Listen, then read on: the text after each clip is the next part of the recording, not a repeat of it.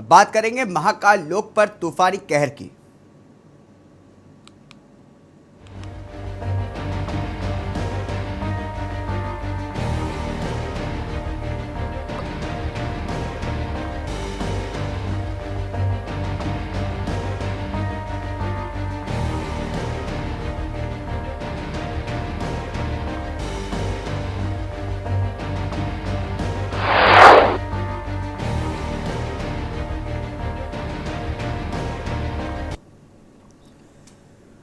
मध्य प्रदेश के उज्जैन में रविवार को मौसम ने अचानक ऐसी करवट ली कि शहरी सहित ग्रामीण इलाकों में तेज आंधी तूफान आया। इसकी वजह से जनजीवन अस्त व्यस्त हो गया। इस आंधी तूफान के साथ यहां ओलावृष्टि भी हुई। खास बात यह है कि इस खराब मौसम की वजह से श्री महाकाल लोक में लगी सप्त ऋषियों की 6 मूर्तियां क्षतिग्रस्त हो गई। उसके बाद महाकाल मंदिर समिति के कर्मचारियों ने महाकाल लोक खाली करवाया, क्योंकि रविवार होने के कारण यहां पर श्रद्धालु बड़ी संख्या में मौजूद थे। हालांकि राहत की बात यह रही कि इस दौरान कोई जनहानि नहीं हुई। आंधी तूफान का शहर पर जबरदस्त असर दिखाई दिया। तेज तूफान और बारिश के साथ बड़े बड़े पेड़ भी जमीन से उखड़कर गिर गए। देखिए हमारी ये रिपोर्ट। महाकाल लोक में तूफान का कहर, आंधी से खंडित हुई सप्तऋषि की 6 मूर्तियां। 7 माह पहले ही पीएम मोदी ने किया था लोकार्पण। 856 करोड़ का है महाकाल लोक प्रोजेक्ट। 356 करोड़ रुपए का कराया जा चुका है काम। गुणवत्ताहीन निर्माण को लेकर कांग्रेस ने उठाए सवाल। परियोजना में भ्रष्टाचार का लगाया आरोप, गुणवत्ता जांच की उठाई मांग।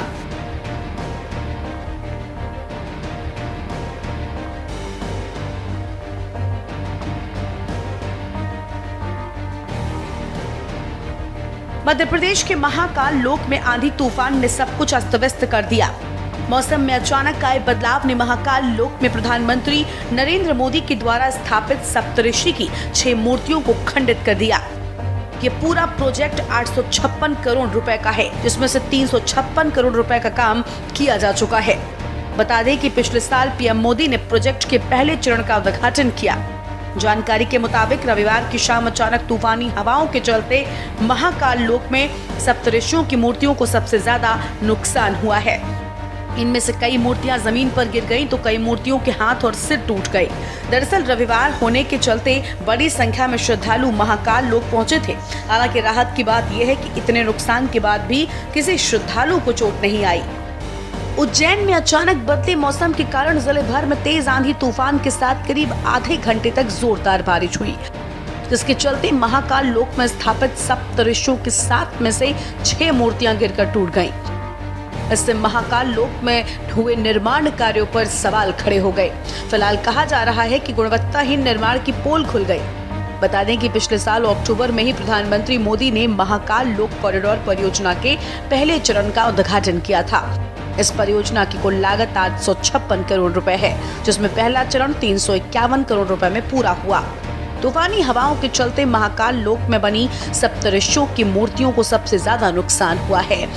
दरअसल 10 से 25 फीट ऊंची ये मूर्तियां लाल पत्थर और फाइबर रेनफोर्स प्लास्टिक से बनी हैं। इन पर गुजरात की एमपी बाबरिया फर्म से जुड़े गुजरात, उड़ीसा और राजस्थान के कलाकारों ने कारीगरी की है। महाकाल लोक के लोकार्पण के बाद से देश विदेशों से लगातार श्रद्धालु महाकाल लोक को निहारने पहुंचते हैं। तो वहीं मूर्तियों के टूटने की घटना की जानकारी मिलने के बाद जिला कलेक्टर कुमार पुरुषोत्तम मौके पर पहुंचे और मूर्तियों को पुनः स्थापित करने के निर्देश दिए। कलेक्टर कुमार पुरुषोत्तम ने कहा कि महाकाल लोक कॉरिडोर में कुल 160 मूर्तियां स्थापित हैं। उनमें से सप्तऋषियों की 6 मूर्तियां, जो लगभग 10 फीट ऊंची थी, तेज हवाओं के चलते गिर गईं और क्षतिग्रस्त हो गई। उन्होंने कहा कि ये क्षतिग्रस्त मूर्तियां महाकालेश्वर मंदिर के अंदर नहीं, बल्कि इसके चारों ओर विकसित महाकाल लोक कॉरिडोर में स्थित थीं।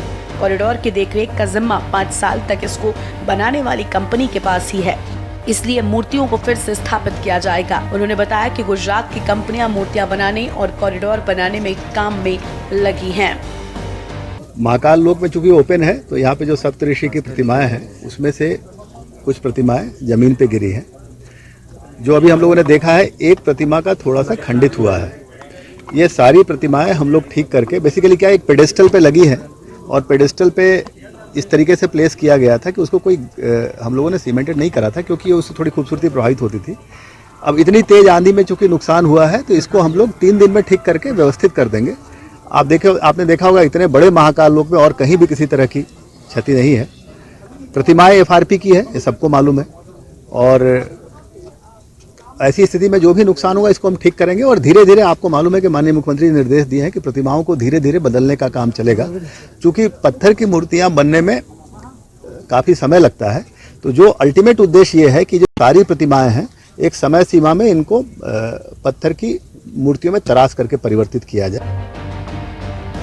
वहीं आंधी तूफान की घटना ने कांग्रेस को बीजेपी पर निशाना साधने का मौका दे दिया। राज्य के मुख्य विपक्षी दल ने परियोजना में भ्रष्टाचार का आरोप लगाया और निर्माण की गुणवत्ता की जांच की मांग उठाई। प्रदेश कांग्रेस अध्यक्ष कमलनाथ ने एक ट्वीट में कहा, मध्य प्रदेश की तत्कालीन कांग्रेस सरकार ने जब उज्जैन में महाकाल मंदिर परिसर का भव्य निर्माण करने का संकल्प लिया था, तब इस बात की कल्पना नहीं थी कि बाद की सरकार महाकाल लोक के निर्माण में भी गंभीर अनियमितता करेगी। आज जिस तरह से महाकाल लोक परिसर में आंधी चलने से देव प्रतिमाएं जमीन पर गिर गईं, वो दृश्य किसी भी धार्मिक व्यक्ति के लिए अत्यंत करुण दृश्य है।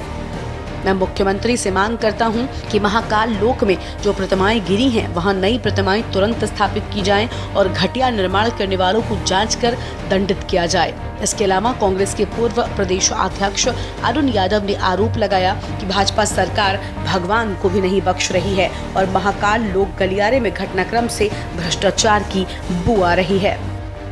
यहाँ पर मैं आया, मैंने देखा यहाँ 6 मूर्तियाँ टूटी हुई पड़ी हैं। 1 साल नहीं हुआ है इन मूर्तियों को लगाए, और 1 साल के बाद आज हल्के से आंधी और तूफान में मूर्तियाँ नीचे पड़ी हुई हैं। करोड़ों रुपए की लागत से इन मूर्तियों को लगाया गया।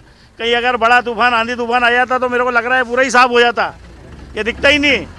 ये करोड़ों रुपए का भ्रष्टाचार है। 800 साढ़े 800 करोड़ रुपए जो इसमें लगाए हैं, इन लोगों ने 500-700 करोड़ तो खाई गए हैं। कितनी मूर्ति में नुकसान हुआ है, बाहर लोगों को भी रोका जा रहा है। ये देखिए ना, ये देखिए, ये मूर्ति ये पड़ी हुई है। 6 मूर्तियों को नुकसान हुआ है यहाँ पे। 6 मूर्तियाँ टूटी पड़ी हुई हैं। और ये देखिए प्लास्टर ऑफ पेरिस, ऐसा लगता है कि प्लास्टर ऑफ पेरिस है जो भी इसमें धातु है।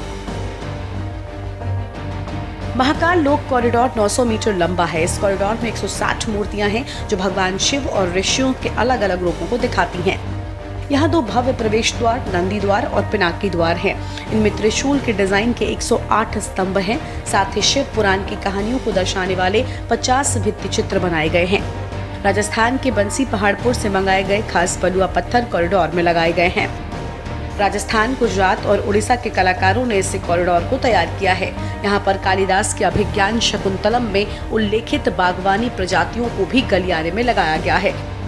इसमें रुद्राक्ष, बकुल, कदम, बेलपत्र और सप्तपर्णी जैसी धार्मिक महत्व वाली 40 से 45 प्रजातियां हैं। स्पेशल डेस्क, के न्यूज़ इंडिया।